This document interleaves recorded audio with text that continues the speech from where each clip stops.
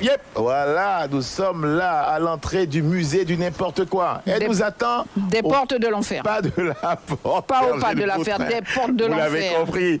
Belle bonjour, c'est Mounion. Sergine Boutrin, on va chez elle. Le lieu a changé, Sergine. Le lieu a changé de lieu. Le lieu a changé de lieu. Le musée du n'importe quoi a changé de lieu. Il a déménagé. Oui. Voilà. Tu es maintenant à la rue Dame Paillé. Dame Paillé. Il y a même son nom. Oui, on a vu. Suzanne Amembo. Voilà, effectivement. Et donc on est là depuis 6 mois. Depuis 6 mois, tu es ici. 6 mois, le 14 juillet 2017. Très bien. Explique-nous un petit peu le principe du musée du n'importe quoi. Eh bien, c'est vraiment n'importe quoi. Ouais, ça veut dire quoi, n'importe quoi, ça veut dire pour tout. toi? Tout. Ouais. Le monde, c'est n'importe quoi, c'est tout. Ouais. Il y a du bien comme du meilleur, comme l'enfer. Comme l'enfer. Le paradis et l'enfer, c'est 2 entités indispensables. L'association Audace, c'est une affaire qui fonctionne depuis bien longtemps. 1990. 90, effectivement. Et tu as tenu bon. Contre vents et marées. Quand on fait quelque chose, ce qu'on aime, on tient. Les passions, c'est ça. Hein. Il y a des passions destructives et des passions constructives. Très bien. Celle-là, et toi, comment tu vis effectivement cette aventure avec Audace depuis le moment où tu as créé l'association? Ben, c'est très difficile financièrement, mais comme on est dans un système français où il y a des aides pour les gens qui n'ont pas trop de sous, ben, donc je fonctionne donc tu un utilises, peu avec ça. Utilises le système, effectivement. Le système, il y a du bon quand même. Mais je le vaux, je le mérite parce que je suis en action. Tu le vaux bien. Je le vaux bien, Voilà. Donc, heureusement que ça existe. Donc, ça permet de durer, justement, parce qu'on a cette aide-là. Alors, Audace, tu as pratiquement tout connu avec Audace, hein? Tu as fait beaucoup de choses. Parfois, tu as bloqué des rues pour pouvoir faire des défilés. D'autres fois, tu as créé des manifestations pour venir en aide à des gens qui étaient dans le besoin. Tu as voulu toucher tous les publics. Aujourd'hui, est-ce que les gens te le rendent bien? Aujourd'hui, est-ce que tu sens que ta démarche a été comprise? Oui. Ouais?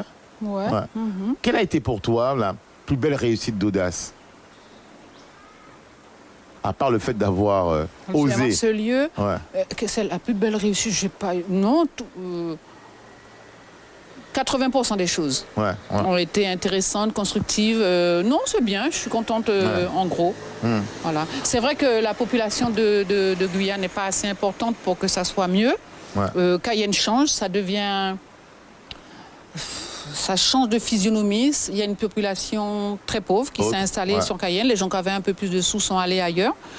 On aime beaucoup aller dans les lieux climatisés. Chez moi, c'est pas climatisé, c'est juste ventilé.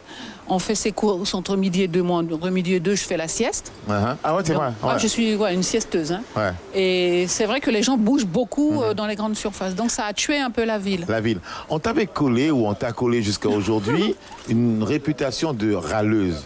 Est-ce que ça t'a fait mal à l'époque, quand on disait, Sergine Boutrin, c'est une râleuse, elle dit beaucoup de choses, mais finalement... M'en fous, aïe.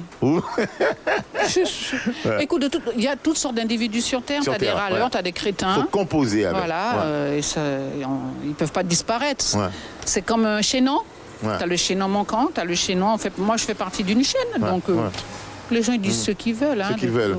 Alors, c'est vrai que tout à l'heure, tu nous as parlé un petit peu des possibilités qu'offrait le système, à savoir des aides, des subventions, de l'accompagnement.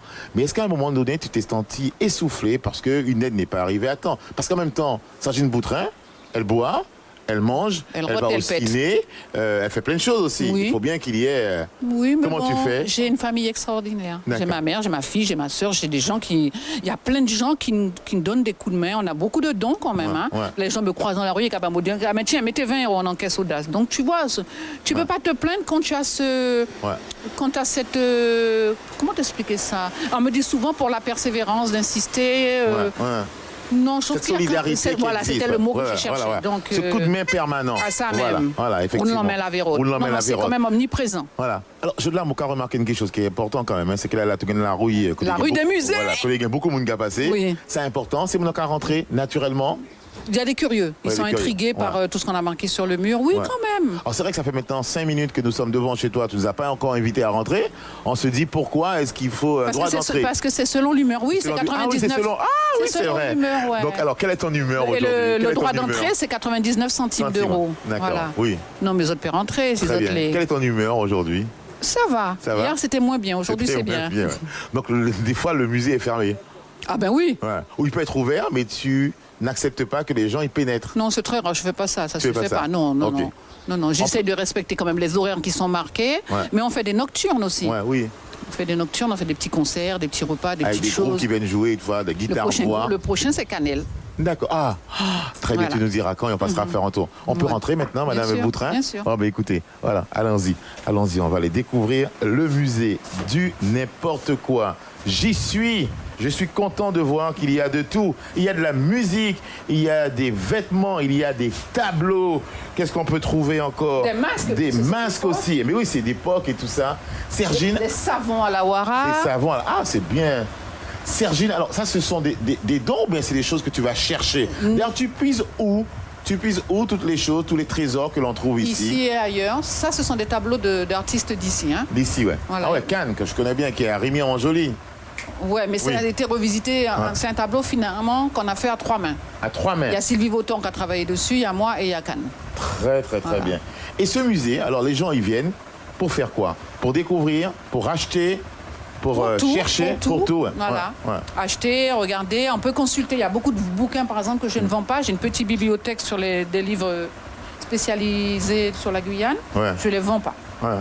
Donc il y a une dizaine de personnes toujours qui exposent, qui créent et qui nous demandent de vendre pour eux. Mais Sergine, toi-même en tant qu'artiste, tu fais quoi exactement? Je fais beaucoup autour du tissu. Non, je couds beaucoup autour du. Je fais toujours les robes convouées.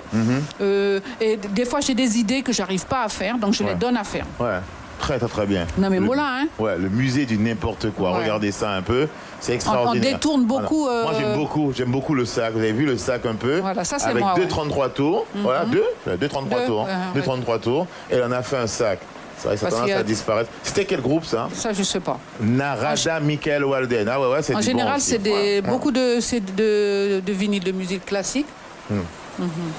Alors, Bouton qui est formidable aussi ici, hein. Tu n'auras parlé aussi bien français, tu n'auras parlé créole aussi, c'est important de signaler. Ici, on parle créole. Oui. Voilà. Donc, aussi, on n'aura pas les créoles. Tu n'auras pas les créoles. Français et quelques petits mots des autres. Voilà. Et puis, il y a des petites boîtes secrètes, non? Qu'on peut ouvrir? Non, alors celle-là, c'est pour mettre ta colère. Si tu es quelqu'un qui est toujours enragé, tu mets dedans. Voilà. Boîte colère. Tu mets ta colère à l'intérieur, tu fermes bien et tu reviens après quand ça va mieux. Tu peux aller larguer dans la mer aussi. Dans la mer, voilà, tout à fait. Celle-là, c'est pour les soucis. C'est pour les soucis. Boîte à soucis. Joli comme tout. Ce sont des bonnes idées. Et les idées viennent tous les jours chez toi. Tout le temps, tu as une idée qui te passe par la tête et tu te dis voilà. Oui, mais il y a les idées des autres aussi que tu prends. Les gens qui viennent, qui te disent une phrase et tu la transformes. Non, il y a l'apport de l'autre aussi. Que très bien. Alors Sergine, je voudrais montrer quelque chose à la caméra que tient aujourd'hui Justine. À l'époque, nos parents, nos grands-parents, nos arrière-grands-parents utilisaient ça pour repasser nos vêtements. Ou surtout, pas pour les vêtements des enfants, mais les vêtements des parents, les draps notamment. Flasqués, il était flasqués. Regardez ça, il était lourd, hein? Il était lourd. Et c'est mon antécachembe, ça qu'on rend. Ouais, et puis depuis, donc, tu as les deux modèles. Non, celui-là, tu as un modèle qui est beaucoup plus récent. Il date des années 60, celui-là. Il est très lourd aussi. Hein. Ouais, l'autre, on mettait même de l'eau chaude, je crois, dedans. À l'intérieur. Pour le maintenir. Écoutez, c'est la première partie avec Sergine Boutrin qui nous accueille ici chez elle, musée du n'importe quoi, à la rue Dame Paillé. La suite de la discussion dans un instant et on va découvrir un autre aspect de ce musée parce qu'il y a l'aspect que vous voyez ici, mais il y a aussi un petit coin, salon, discussion, échange. À tout à l'heure, c'est juste après cette chronique qui arrive que vous connaissez aussi. À tout à l'heure.